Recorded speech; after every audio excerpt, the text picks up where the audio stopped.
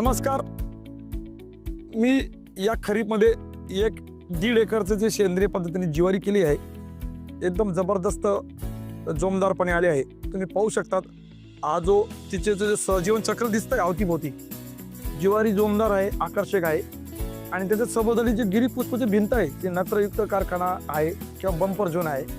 आणि नंतर ज्वारीला कीड नियंत्रणासाठी अवतीभोवती आंबाडी पेरली. आंबाडीमध्ये फायदा काय होतो तर इथं कोणताही नर पतंग अंडी टाकतो आमोशीच्या वेळेस, असे बारीक अंडी, आणि अर्ध कीड नियंत्रण आंबाडी किंवा झेंडूमुडी होऊन जातोय.